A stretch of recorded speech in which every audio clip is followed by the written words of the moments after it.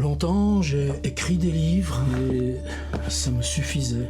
De l'intérieur de moi, quelque chose plus risqué. On a essayé aussi d'augmenter le périmètre, la possibilité de faire des feuilletons à France Culture. Et puis tout d'un coup, alors que tu l'as pas prévu, tu apprends la voix. Et c'est le livre aussi qui m'a emmené progressivement vers les ateliers d'écriture. La formation fait mettre au point des outils. Et puis petit à petit, qu'est-ce qui prend le relais? La vidéo.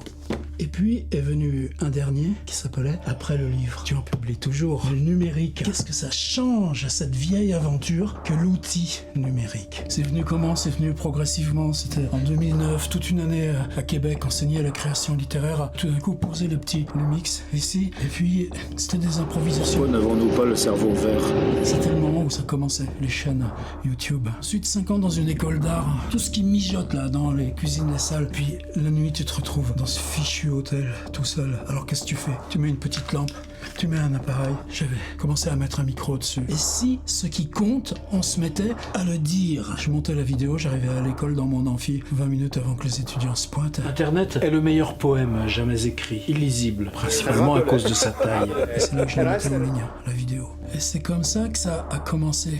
Là, un appareil face à moi, juste à appuyer sur record et le petit magnéto, et puis un deuxième appareil pour être mobile partout où tu as envie de dire moi il y a ça qui se passe dans ma tête et je veux aussi vous le dire. Alors pensez quand YouTube a dit on va faire comme TikTok et Instagram, mettre des petites vidéos verticales, mais moi qu'est-ce que je fais dans cette fenêtre là? Mais c'est surtout la fenêtre du temps, quand toi tu as réussi à trouver là un espace de dialogue sur des vidéos de 20 minutes, de 30 minutes. Qu'est-ce que je ferais avec des vidéos d'une minute? Alors tu en essayes une. Bon, les gens, c'est avec ça qu'ils regardent là, dans les trains, dans les transports. Alors j'ai commencé par en faire une, par en faire deux, et puis c'est devenu quelque chose de quotidien. Là, du fantastique, tes trouilles, tes peurs, puis est venue l'Ukraine, l'angoisse. Et évidemment, dans ces petites vidéos, ce qui devenait premier, c'est le livre, l'écriture. Alors je me suis mis à parler d'auteurs. Chaque jour, 1 minute, et j'ai appelé ça Histoire de la littérature.